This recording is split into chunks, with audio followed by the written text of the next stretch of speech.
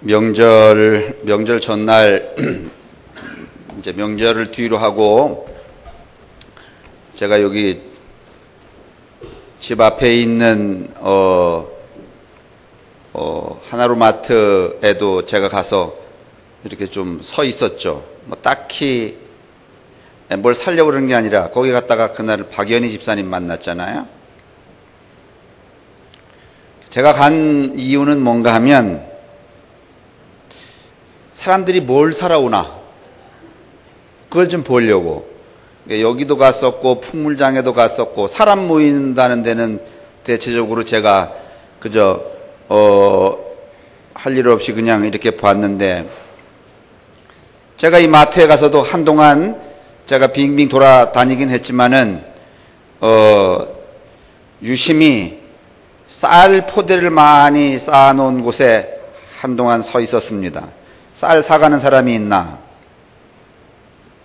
제가 없을 때 쌀 사간 사람이 있는지는 모르지만 제가 하나로마트에 있는 동안에 쌀 포대에 어른한 사람은 한 명도 없었습니다.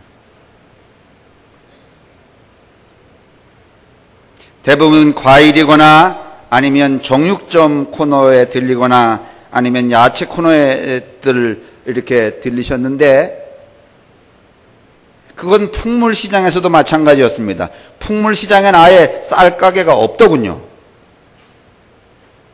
제가 무슨 생각을 했는가 하면, 오늘날 이 시대의 사람들이 살아가는, 적어도 우리의 이 시공간에 살고 있는 사람들에게 있어서 일용할 양식이란 쌀이 아니라 고기거나 아니면 과일이구나 싶었습니다.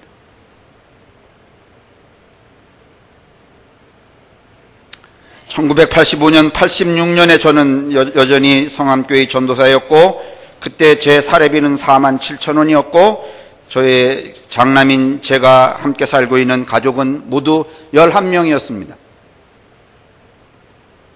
적절한 거처를 찾을 수가 없어서 조장로님, 그 신북에 있는 조장로님 옆에 있는 어느 신신의 어른 댁에 방 2칸에 부엌을 만들고 방과 방 사이에 있는 그 공간에 또 방을 만들어서 11식구가 살았는데, 그 11식구가 책임지는 살게 되는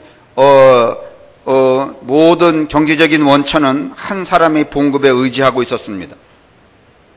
그때 저의 부친은 대장암이 걸리셔서 여기 옆구리에 구멍을 뚫고 팩을 차고 사셨기 때문에 경제 활동을 하기 어려우셨고, 한 사람의 경제적인 활동에 의지해서 11식구가 살다 보니까 저의 모친이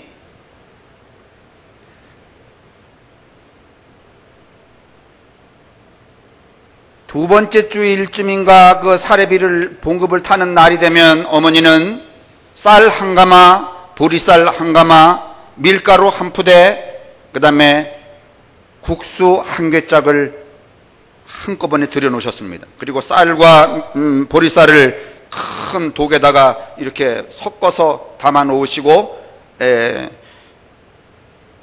다시 말하면 식을 해결하기 위하여서 그렇게 기본적인 필요를 채워놓곤 하셨는데, 그 11식구가 대부분은 거의 연년생의 형제들인 까닭에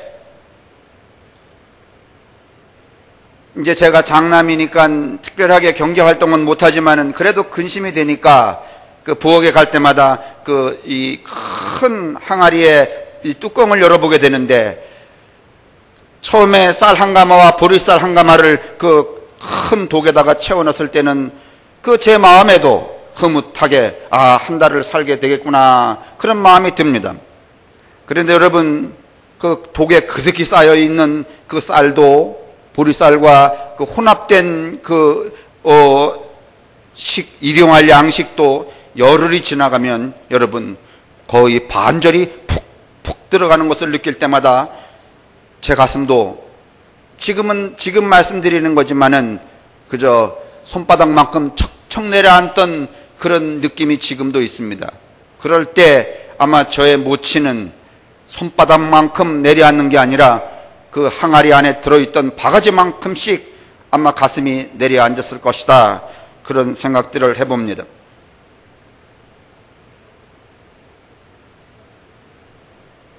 제가 지금 무슨 말씀을 드리려고 하는가 하면 일용할 양식에 관한 이야기를 드리려고 하는 것인데, 제가 기억하는 일용할 양식에 관한 추억은, 이런 추억은 그렇게 오래전 이야기가 아닙니다.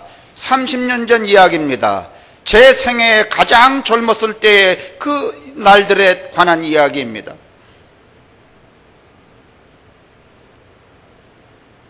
여러분의 50년 전에는 더했을 거고, 여러분의 60년 전에는 더했을 거고, 여러분의 100년 전에는 그야말로 매일매일마다 아침의 끼니를 걱정해야 하는 일용할 양식을 하늘에 구하고 싶은 그런 간절한 심정으로 모든 백성들이, 여러분들이 사셨을 겁니다. 그러나 지금은 여러분 명절이 되어도 누구 하나 쌀푸대에 어른거리지 않습니다. 풍물시장에도 아예 쌀을 파는 곳은 거의 찾아보기 어려울 만큼, 그래서 우리가 오늘날 누가복음 11장과 마태복음 이 오늘 본문에 나와 있는 이 일용할 양식을 구하는 기도에 관하여서도 이미 지금 예수를 믿는 우리들의 의식과 그 다음에 그 신앙의 이 어떤 그 통념 속에서 사라져 버렸거나 아니면 내팽개쳐졌거나 아니면 이거 어떻게 기도해야 되는지 하고 사실은 그 별무 소용이 없는 그런 문장으로 남아있는 것이 오늘 일용할 양식을 주옵소서가 아닌가 싶어집니다. 정말 우리가 이 성서 예수님이 가르쳐 주신 일용할 양식을 주옵소서, 이런 기도를 하라고 했던 이 기도문을, 예수님의 이 가르침을 우리가 외면하거나 아니면 배제하거나 아니면 그냥 내팽개쳐 둔 채로 살아야 하는 것인가?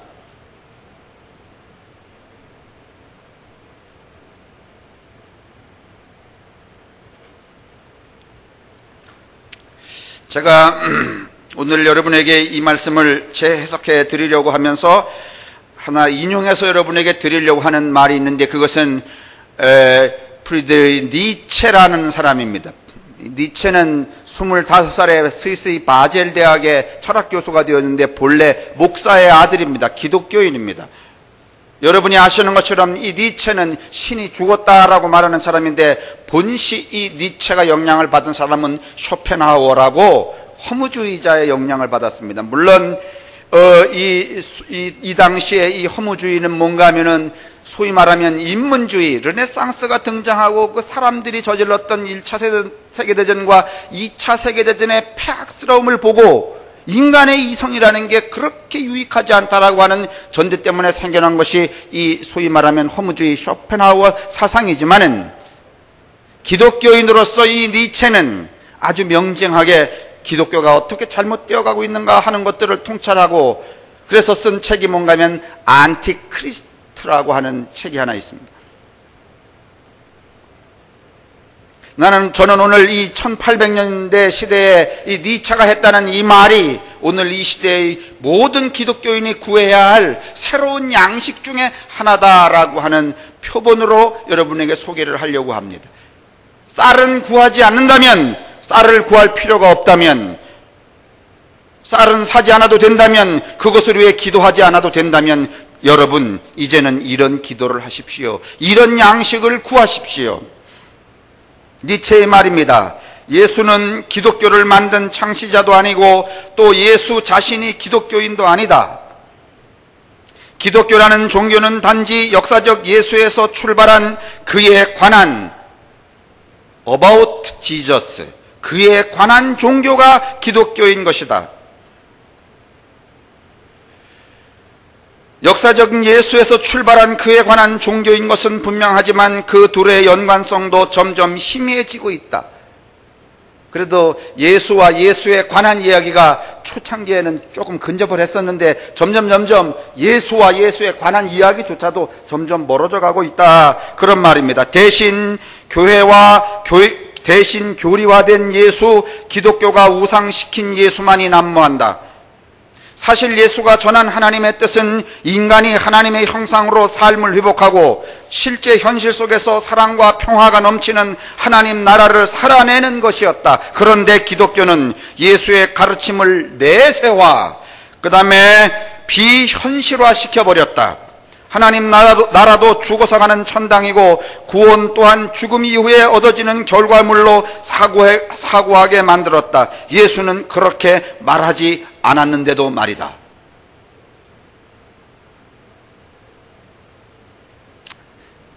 이제 이 얘기가 니체가 했다는, 그러니까 아이고 여러분, 지금 제가 수요일마다 계속 하고 있는 이야기가 이 이야기입니다.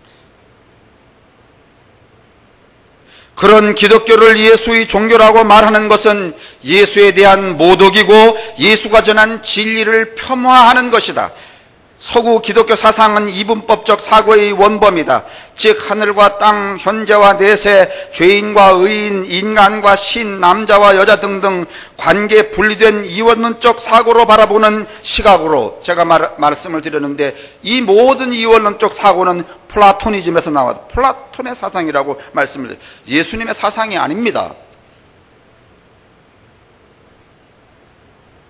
바라보는 것으로 이것은 극히 잘못된 것이다. 물론 현재 많은 기독교 사상가들이 이를 극복하고 새로운 관계적이고 통합적인 사고를 주장하고 있지만 기독교는 아직도 그 틀을 극복하지 못하고 있다. 이게 언제적 얘기인가 하면 지금부터 300년 전 얘기입니다. 300년 동안도 그 틀을 극복하지 못하고 있다.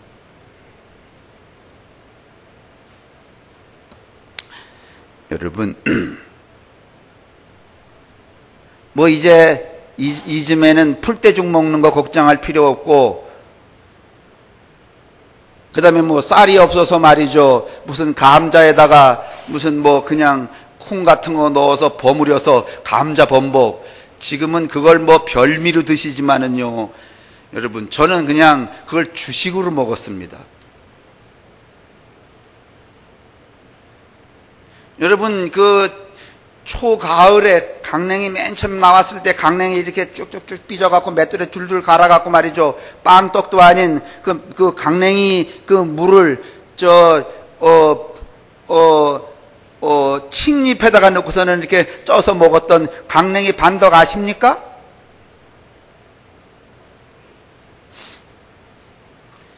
야, 그래도 전에는 내가 강냉이 반덕 그러면은 다 아셨는데, 그 전에 알았던 나와 소통이 되던 노인들은 다 돌아가셨나 봐. 지금 금세 또 소통이 안 되네. 여러분, 그런 시절 다 지나서 일용할 양식을 구할 게 없는, 일용할 양식을 구하지 않아도 된다고 해서 여러분, 예수님의 가르치신 이 주기도문의 가르침이 우리의 가치관 속에서 배제가 되었다면 오늘 니체가 이야기한 것처럼 본질적인 예수를 양식으로 삼는 여러분 간구의 기도를 새로운 양식의 재료로, 양식의 기도로 여러분 삼을 수 있게 되기를 바랍니다. 오늘 제가 드리려고 하는 이야기는 이런 이야기입니다. 하늘에서처럼 땅에서도 이루어지는 그 뜻은 다름 아니라 우리에게 일용할 양식을 날마다 주시는 것입니다. 그런데 여러분, 우리에게 일용할 양식을 주십시오라고 하는 기도가 누가복음 11장과 마태복음 오늘 우리가 읽은 이 본문과 그 다음에 이 디다케의 공동체의 본문에서 조금씩 변형이 되어 있습니다. 마태복음과 여러분 디다케 공동체는 지금 양식을 달라고 말합니다. 마치 제가 30년 전에 저희 가족이 장성한 사람들로 그득해서 말이죠, 먹는 것을 매일매일 걱정할 때, 저희 모친이 계시지만은 그 많은 식구들이 그 남의 집에서 그렇게 월세살이를 그 궁핍하게 하고 있을 때 저희 어머니가 어디서 이 닭을 기르던 닭장 같은 그 철망을 몇 개 가져와서 그 새들어 살던 집안에는 들여놓을 수가 없으니까 담장 밖에다가 그걸 이렇게 놓고서는 거기다가 병아리 새끼를 한 15마리. 여러분, 복날 자식들에게 뭘 먹이고는 싶은데 먹일 만한 게 없으니까 그 병아리를 기르기 시작하는 건데, 여러분 11식구가 닭 몇 마리 잡아야 먹을 수 있을 것 같아요? 한 마리? 두 마리? 5마리?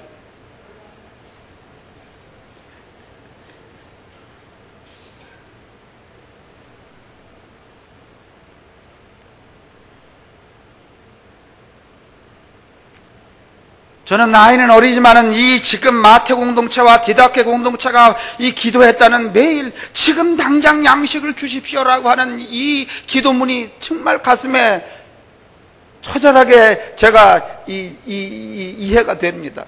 지금 당장 주십시오.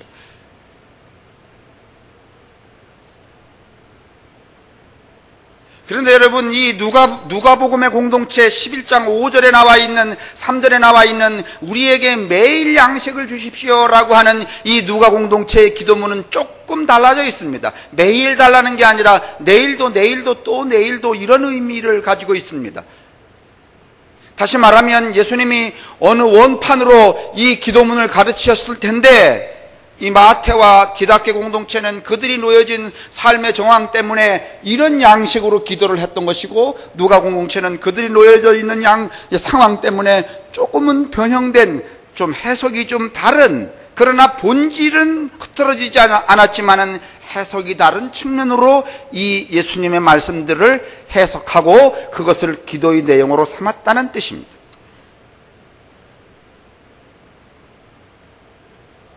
그러므로 여러분, 우리에게 일용할 양식을 주십시오. 어느 교회에서는 이제 이 해석을 마땅하게 하기가 어려우니까 목사님이 어떻게 가르치는가 하면 이것은 이런 뜻이다라는 거예요. 무슨 뜻인가 하면, 지금 여러분들은 당장 쌀 걱정을 하지 않지만은 이제 앞으로 향후 세대에 우리 자급자족이 어려워지고, 그 다음에 이 산업사회에 이 공산품을 만드는 산업사회가 붕괴가 되어서 우리가 만든 이 농산물로 우리가 자급자족을 할 수가 없을 때, 우리는 지금 약 27% 정도잖아요. 다시 말하면 한국 땅에서 나오는 생산물로 한국 사람이 먹을 수 있으려면 100명 중에 27명만 먹고 63명 정도는 다 굶어 죽어야 돼.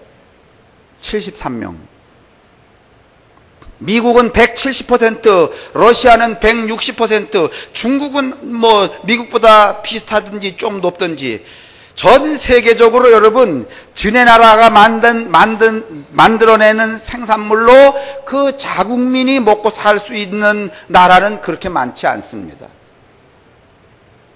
그래서 어떤 목사님들은 뭐라고 말하는가 하면, 그런 때가 곧 온다는 거야. 그러면 우리는 지금 걱정이 없지만 우리 새끼들은 7명 중에 10명 중에 몇 명은 굶어 뒤지는 거야. 아이, 자급률이 27% 안 되면 10명 중에 몇 명은 굶어 죽어야 되는 거야. 아이, 그 세 놈이 나눠 먹겠어요? 아니면 지 혼자 처먹겠어? 아니, 무슨 얘기인가 하면은요, 우리나라 땅에서 이렇게 쌀, 콩 이런 거 이렇게 생산해내잖아요. 그 생산해내는 총량을 우리나라 백성이 5천만 명이 먹고 살려면 뭔가 하면 27%밖에 안 된다고. 그러니까 10명 중에 쉽게 말하면 몇 명만, 2명, 3명 정도만 먹고 살 수 있는 거야. 나머지 7명은. 에? 아니, 물어봅시다. 1번 굶어 죽는다. 2번 나눠서 골고루 먹고 다 산다.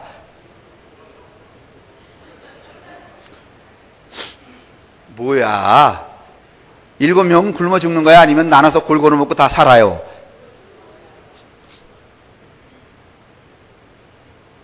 아니, 먹을 거 3개밖에 없는데 열놈이 말이죠. 그거 나눠 먹겠어요? 아니면은 힘센 3사람만 처먹고 살겠어?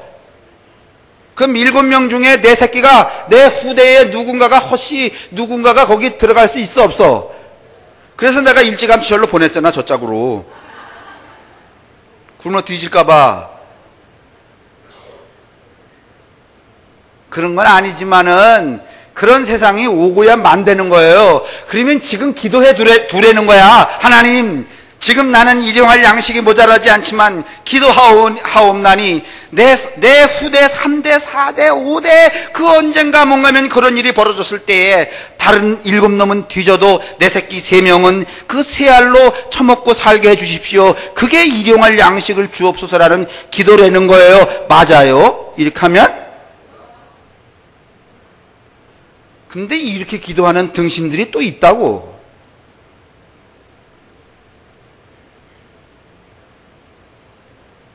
그래서 여러분, 또 그러면 그걸 맨입으로 되겠어요? 하나님이 만약에 여러분의 4대 후에 이런 현상이 생겼어. 그러면 그 7명 중에 하나로 들어갈 수가 있을 텐데 그거를 미리 면제하려면 지금 하늘에다가 뭐를 많이 쌓아놔야 돼. 1번 맨입으로 된다. 2번2번 내가 양식이 부족하지 않을 때 내 후손들을 위하여서 양식 곧 돈을 헌금을 많이 쌓아놓는다. 1번은 맨입으로 된다. 2번은 지금 내가 부족하지 않을 때 미리 내 후손들을 위하여 양식으로 쌓아놓는다. 뭐야? 헌금해요 그러면. 여러분, 기독교가 이런 식으로 가면 이거는 진짜 유치합니다. 여러분, 이걸 기독교라고 말할 수 없습니다. 이게 어떻게 예수하고 상관이 있느냐는 말입니다. 그런데도 뭐 이렇게 이야기를 하면 할렐루야 아멘 하면서 말이지, 쌀값입니다. 그래서 쌀 한 푸대 얼마 계산해 갖고 말이지, 일주일에 말이지 20포대씩 계속해서 헌금을 하는 거야. 그러면 몇 포대씩 저금을 하는 거야. 어디다가? 하늘에다가. 그래서 한 몇 년 하면은요, 그 3대 4대 후에 내 새끼들 가난해질 때 뭔가 하면은 하늘이 또 그 새끼만 어떻게 하는 거야? 먹여? 만약에 이렇게 되면은요, 그 다음 세대도 여전히 또 있는 사람만 어떻게 돼? 먹고 살게 되잖아요. 이거 굉장히 웃기는 이 소위 말하면 산술법입니다.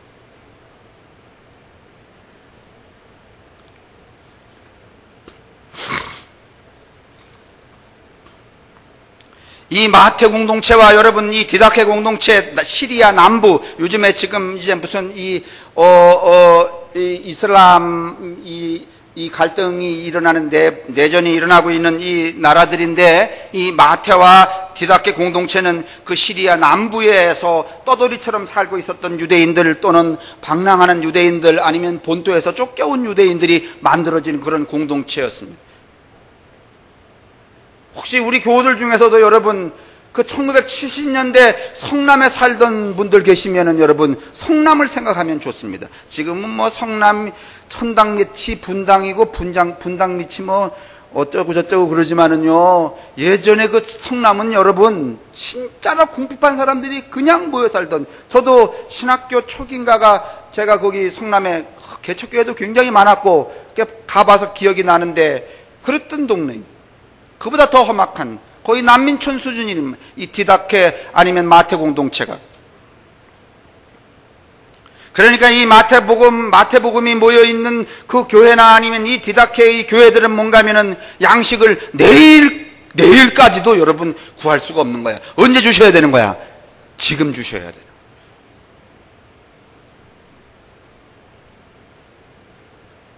여유가 있는 사람들은 오늘도 있고 내일도 있지만은 그럴 형편이 아닌 사람들에게 시간은 멈춰 있는 것이나 다름이 없습니다. 그래서 지금 주시지 않으면 희망이 없는 겁니다. 마태나 이 디다케 공동체는 지금 하루하루가 인생의 끝이고 예수님이 재림해야 하는, 재림을 기다려야 하는 종말론적인 절박한 상황 속에 살고 있었던 사람들이 바로 이 마태 교회, 쉽게 말하면 디다케 교회다, 이렇게 말할 수 있습니다.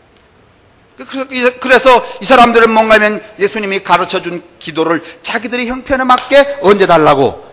지금 달라고.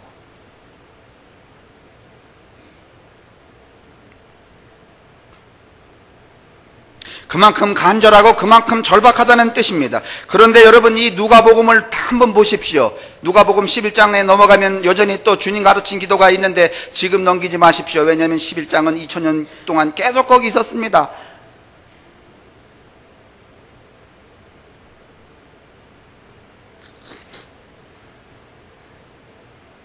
이게 딴짓을 하느라고 말이지, 제가 누가복음 11장 그러면은요, 내 이야기에 귀를 안 듣고 자꾸 또 11장을 찾아. 그놈의 거는요 2000년 동안 도망간 적이 없고 도망갈 마음도 없어. 거기 그냥 있어. 그냥 집에 가 보셔도 돼.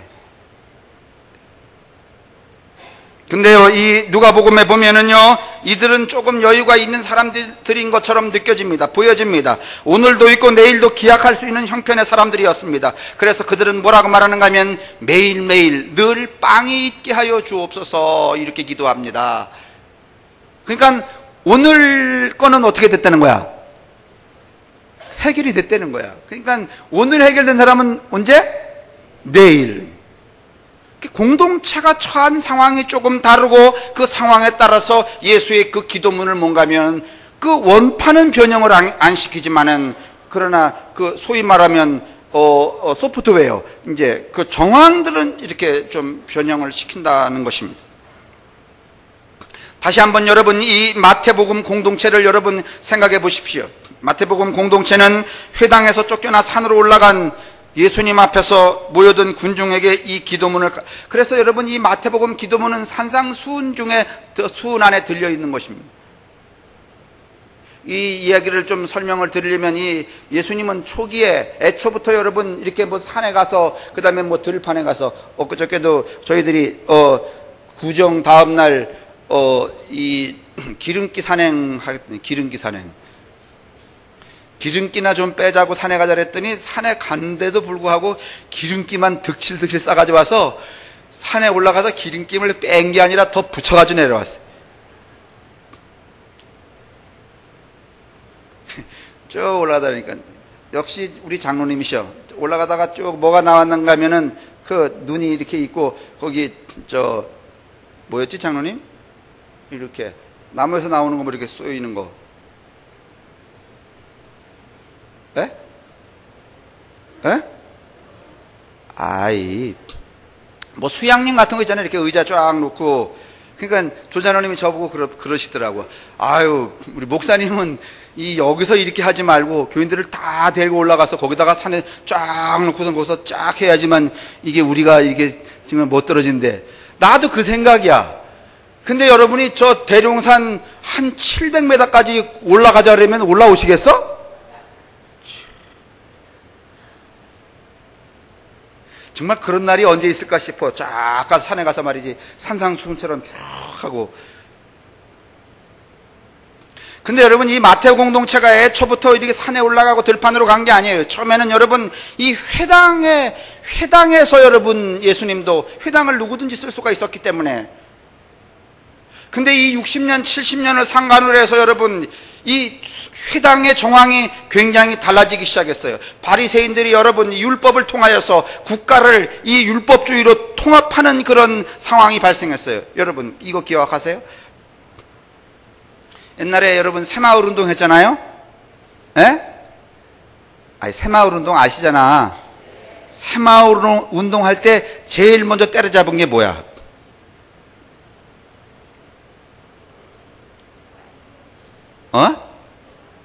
지붕?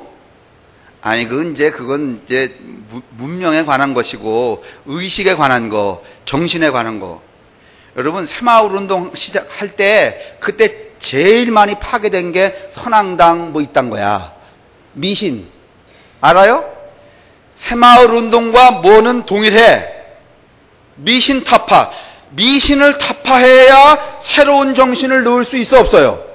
새마을 운동이라는 게 여러분 모든 국민을 새로운 정신으로 통합하겠다는 거예요. 그러면 새로운 정신으로 통합하려면 낡은 정신은 뭔가 하면은 까부숴야 돼, 안 까부숴야 돼? 까부숴야 돼요. 근데 여러분 이 바리새인을 중심으로 한 유대교가 붕괴된 이 유대 공동체를 새로 복원하기 위해서 새로운 정신을 주입하려고 그랬다. 율법으로. 그런데 그 새로운 율법을 여러분 주입하려고 하는데 가장 걸림돌이 되는 게 누군가 하면은요, 세례 요한이나 예수와 같이 다른 이야기를 짓거리는 사람들이 뭔가 하면 걸림돌이 돼야 안 돼요? 돼요.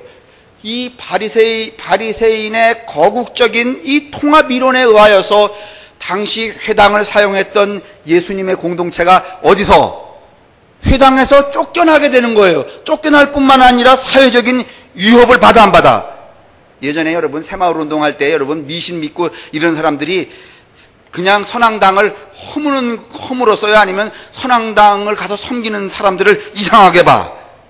이상하게 봐서 뭔가 하면은 배제를 시키려고 그러잖아요. 그리고 그들을 뭔가 하면 회심하지 않으면 억압을 하고 공포를 주고 폭력을 행사하고 이런 일들이 뭔가 하면 이 마태 공동체에 벌어지기 시작한 거예요. 그러니까 다시 말하면 한순간에 마태 공동체가 이 유대 사회에서 어떻게 한 거야? 어떻게 했어요? 적응을 할 수 있다 아니면 쫓겨났어? 쫓겨났어요. 아주 질시의 대상이 되어버리고 만 거야.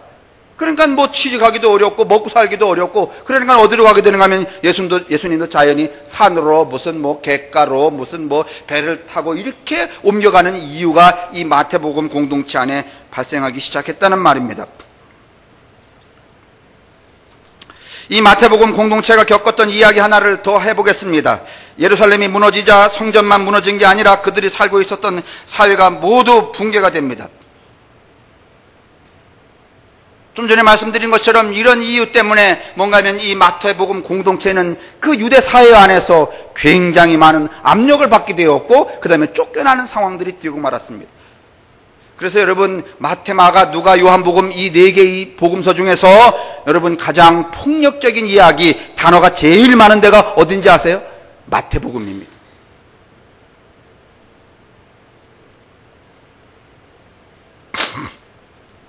그러면 여러분, 이제 그런 마태복음 공동체예요. 그렇기 때문에 여러분, 쫓겨다니는 사람들이, 요즘 여러분 생각해 보세요. 저 홈리스들, 나가서 사는 사람들, 그 사람들은 뭐, 아유, 내일도 있었으면 좋겠다, 모레도 있었으면 좋겠다, 아니면 그냥 오늘 점심만이라도.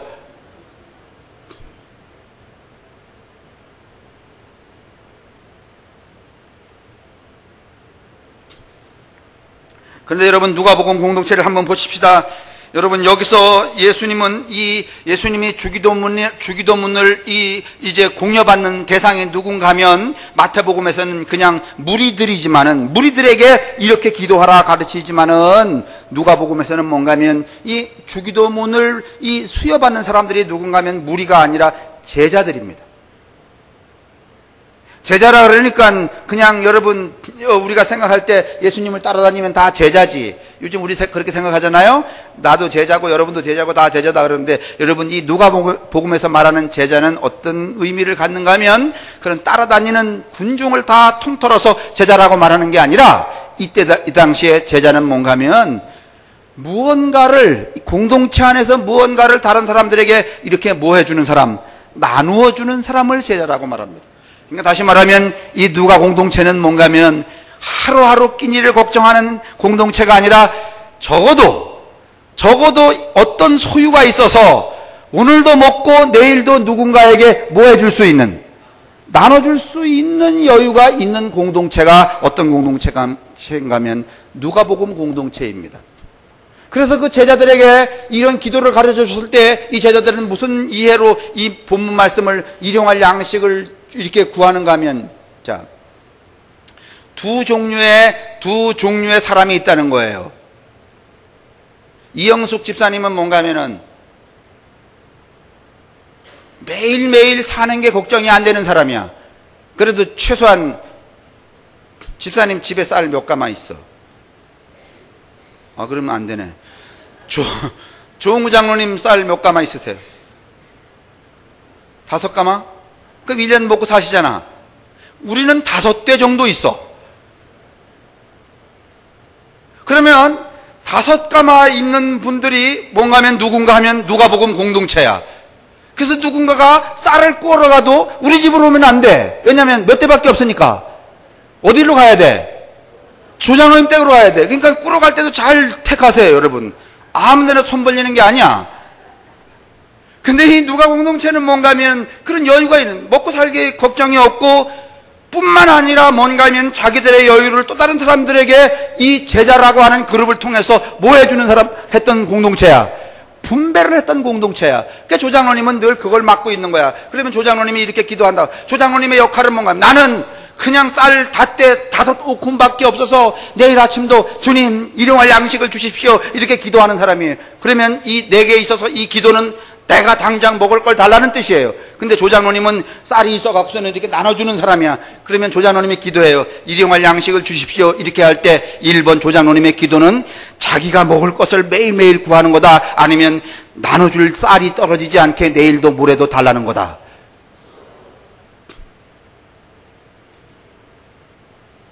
똑같은 내용이에요. 일용할 양식을 주십시오라는 똑같은 내용인데, 내가 기도할 때의 그 의미하고 조장로님이 기도할 때 그 의미는 여러분 완전히 다르다는 거죠. 맞습니까? 그러면 여기서 우리는 이제 하나하나 이 새로운 해석에 나아갈 수 있어요. 지금 당장 먹을 게 떨어진 형편이 아니니까 주님, 일용할 양식을 오늘도 내게도 주십시오 라고 하는 이 주님의 가르침에 관한 기도문은 내 팽개쳐도 되는, 관심 밖으로 둬도 되는 그런 가르침이다? 아니면 이 기도의 뜻이 나 외에 누군가에게 나눠줄 그런 양식을 내게 주십시오라고 하는 의미도 있다면 이런 기도는 여전히 지금도 유효해, 안 유효해? 그러면 여러분 기도를 좀 바꿔요. 일용할 양식을 주십시오 이렇게 기도할 때 아이고 이게 내 호구지책으로 내 목구멍에 쳐넣는 양식을 말하는 게 아니라 내게 좀 너그러운 넉넉한 양식이 있어서 내일도 누군가에게 내일은 누구에게 내가 쌀을 주지, 내일은 누구에게 쌀을 주지, 내일은 누구에게 내가 쌀을 주지, 그런 일용할 양식을 내게 주옵소서라고 기도하시라는 말입니다. 그러면 여전히 유효해, 안 유효해요? 그러면 여러분, 목사로서 내게 지금 일용할 양식을 주십시오라고 하는 기도를 한다고 하면 1번 목사가 쌀을 구하는 것이다, 2번 돈을 구하는 것이다, 3번 목사니까 성도들에게 늘 살아있는 그리스도의 생명 있는 말씀을 나누는 것을 의미한다.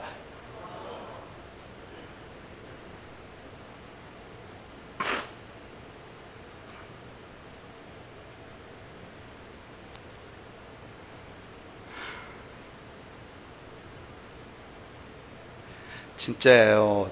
나는 진짜 내 이 애간장을 다 녹여서라도 그 예수가 정말 어떤 분인가를 여러분에게 정말,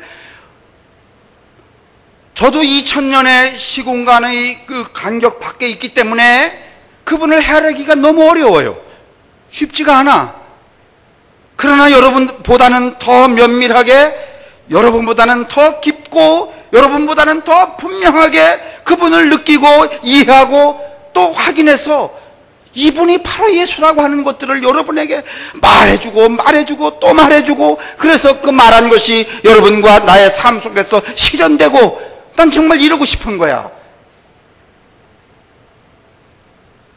그거 이해되세요?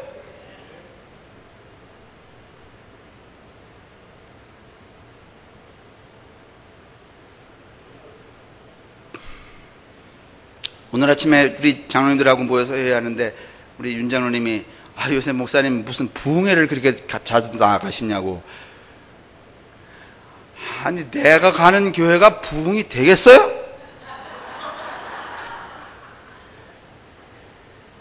제가 가서 설교하는 데가 부흥이 되겠냐고.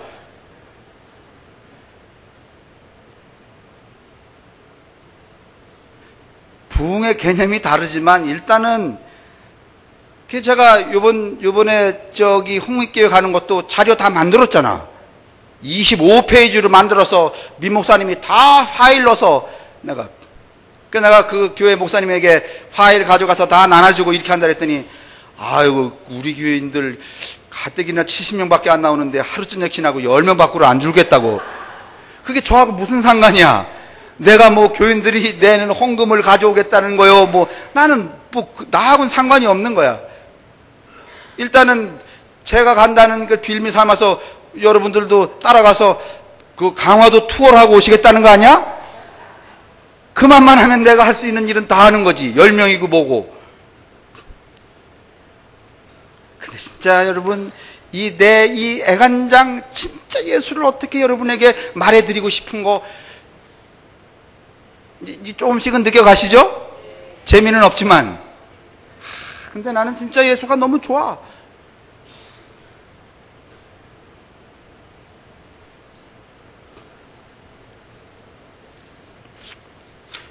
그러니까 뭡니까?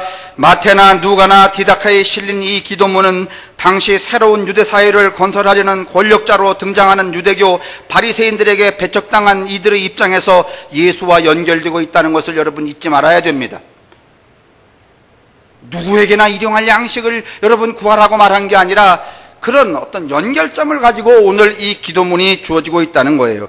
그리고 공동체의 형편에 따라서 재해석하여서 삶의 실존에 작용하고 있다는 것입니다. 그러므로 여러분, 지금 쌀을 살 걱정을 하지 않고 고기 살 걱정을 하고 계신다고 하더라도 제 해석을 하여서 오늘 우리가 이 시대에 또 각자의 존재에게 맞는 일용할 양식을 구하는 여러분과 제가 될 수 있기를 바랍니다. 만약에 여러분 이것을 우리가 다 이 객관화시켜서 허목사도 쌀 구하고 장로도 쌀 구하고 권사도 쌀 구하고 집사도 쌀 구하고 이러면 꼬라지가 되겠어요? 오늘 이게 기독교의 병폐야. 목사도 쌀 구하고 장로도 쌀 구하고 쌀이라는 게 요즘엔 바꾸면 뭐야? 돈 아니에요, 돈. 목사도 돈 구하고. 말 나온 김에 여러분, 요즘 사람들에게 일용할 양식이 쌀이요, 돈이요.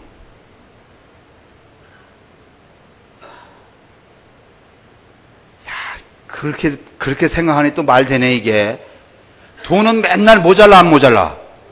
그러니까 구해야 돼, 안 구해야 돼? 하나님, 오늘도 일용할 돈을 주십시오. 하나님, 오늘도 일용할 돈을 주십시오. 좋다고! 일용할 돈을 구해야 될 사람이 있어요, 없어요? 있어요. 그런데 여러분, 부자도 일용할 돈을 구하고 가난한 사람도 일용할 돈을 구하고 성직자도 일용할 돈을 구하고 그 다음에 교육자도 일용할 돈을 구하고 모든 존재가 매 순간 돈만 구하면 이놈의 세상이 어떻게 되냐 말이에요. 성직자도 일용할 양식이 돈이고 교육자도 일용할 양식이 돈이고 군인도 일용할 양식이 돈이고. 여러분, 군인에게 일용할 양식은 국가에 헌신하는 것이죠. 나라를 지키는 것이죠. 성직자에게 여러분 일용할 양식은 돈이 아니고 뭐예요 돼요? 그렇죠. 진리를 확보하고 진리로 사는 것이죠. 그렇죠? 장로에게 그러면 일용할 양식은 뭐야? 돈이야?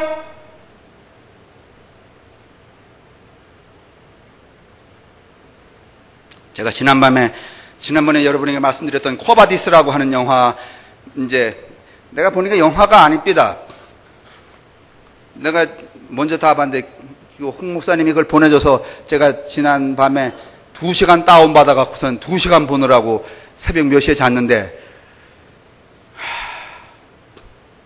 진짜 그거 보니까 대한민국의 모든 교회의 모든 목사의 모든 성도의 모든 이들의 기도에 일용할 양식은 뭐야? 뭐야? 여러분 생각해 보세요. 목사가 일용할 양식이 돈이면은요, 여러분 죽어나요. 안 그래요?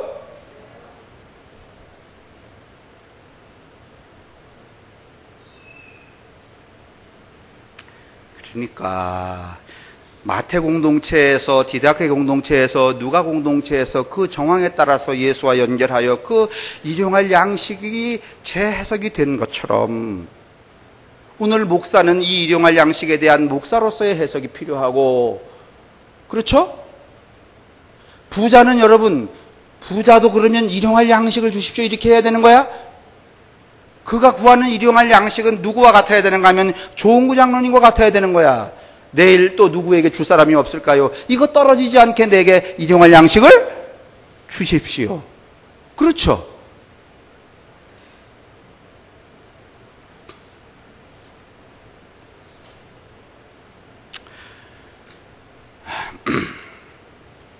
질문 있어요? 질문. 그건 아닌 것 같다. 지금 대답할 시간은 없지만 밥 먹고 할게. 제가 늘 바라는 거, 이렇게 이야기하고 나면 주중에 한 번이라도 목사님 내 생각하고는 다른데 말이지, 이게 우리가 좀 소통을 해야 되는 거야. 소위 말하면 거룩한 디스커션이 좀 필요한데 우리는 그냥 여러분이 들으면서 에이 오늘 목사님 설교는 꽝인데 그냥 정리를 해버리는 거야. 그러니까 진화가 안 일어나는 거야. 그리고 늘 자기 생각이, 자기 주장이 늘 어떤 거야? 옳은 거야. 아니에요? 그렇지 않나요, 여러분? 여러분의 경험과 주장과 제 이야기도 마찬가지예요. 그래서 우리가 거룩한 성도의 교제가 항상 어떻게 하는 거야? 필요로 하는 거야.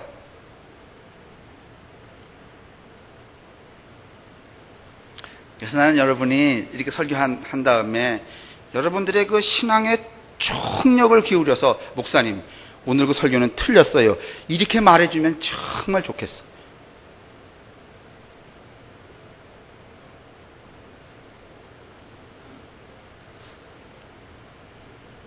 그래도 좋은 점 하나는 있어. 우리 교우들이 무턱대고 나가면서 말이지 1번 수고하셨습니다 안 한다는 거 아주 듣기 싫어. 그거 두 번째는 개뿔도 모르고 은혜 받았다는 거.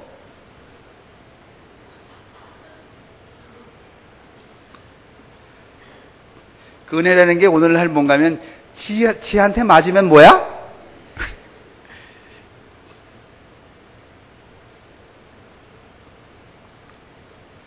오늘 이 시대 사람들은 뭐 때문에 고통을 당하고 있습니까? 우선 우리는 일용할 양식을 주소서라는 예수님이 가르치신 기도문의 말씀을 오늘날 사람들이 겪고 있는 생활의 고통과 그리스도인으로서의 필요 언어로 번안해야 합니다. 제가 말씀드렸죠? 목사가 구해야 될 일용할 양식이 그거 안 구하면은 여러분 방기하는 거예요. 똑같을 수 없다는 말입니다. 그리고 좀 더 생명과 진리에 근접한 시점에서 다른 언어들로 다르게 말해야 합니다. 그리고 다르게 말한다는 것은 자기 자신의 나아가 이웃의 고통을 담아내는 언어로 얘기하라는 것입니다. 그것은 복음에서 주의 기도를 다르게 읽을 뿐만 아니라 다르게 쓰는 것을 뜻하기도 합니다. 이게 이제 제 해석이 미드라시적 해석이라고 그러는데 우리는 그냥 오랫동안 일용할 양식을 주십시오. 그걸 어느 관점에서 말하는 거야? 쌀.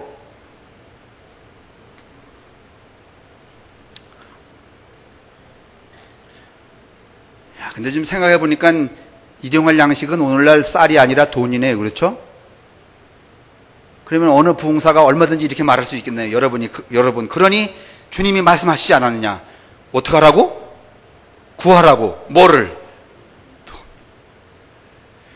그런데 여러분, 가난한 허태수가 먹는 일용할 양식의 한 끼 돈하고 부자 권명균 장로님이 먹는 한 끼의 돈은요 차이가 달라 안 달라? 에? 안 달라요?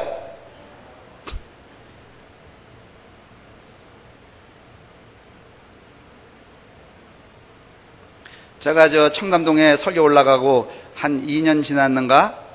그랬을 때 서동범이라는 집사님이 그 사람 부자잖아요. 그 다음에 여러분이 잘 아시는 그 텔레비에 한동안 등장했던 정윤회라고 하는 사람하고 동서지간이잖아. 목사님 대접한다고 무슨 옆에 컨티넨탈 호텔인가 44 테이블이라고 제가 정확한 기억이 있는지 모르는데 그 44층에 뭔가 식당이 딱 있는데 거기 가고서는 밥 먹었잖아요. 창이 내려다 보이는데 가서 먹는데 뭐 요만큼씩 줘요. 뭔지도 몰라.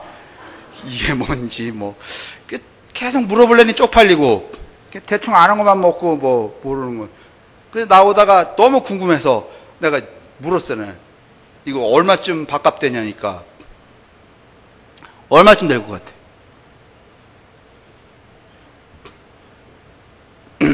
한 앞에 34만 원 있대다.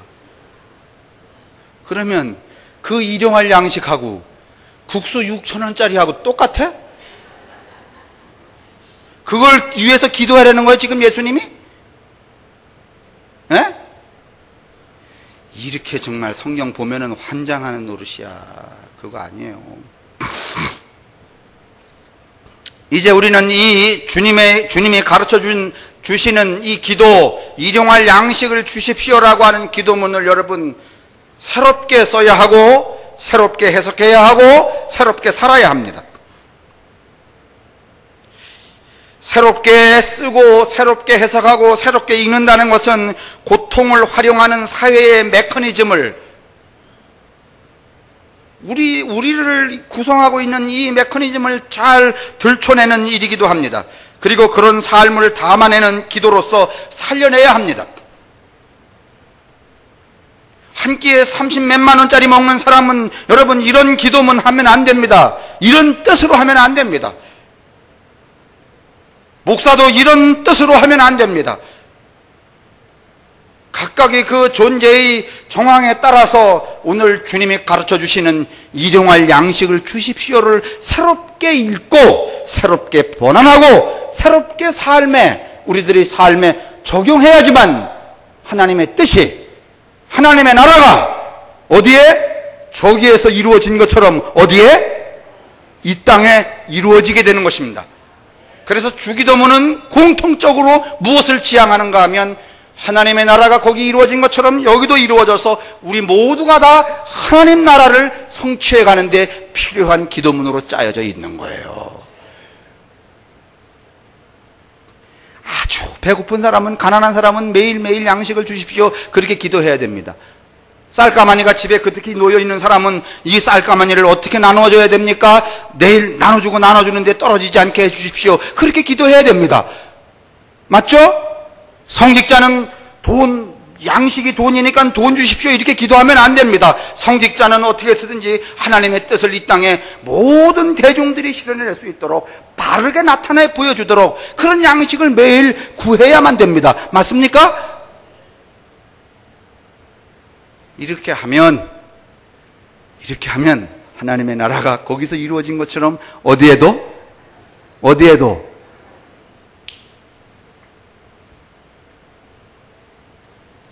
그것이 오늘 우리에게 일용할 양식을 주옵소서.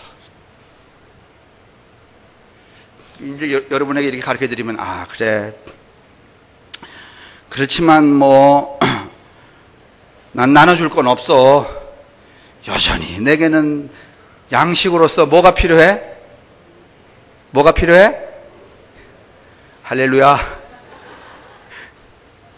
이러면 여러분, 하나님의 나라는 하늘에서 이루어진 것처럼 땅에 이루어지지 결단코 이루어지지 않아요. 결코 이루어지지 않아요.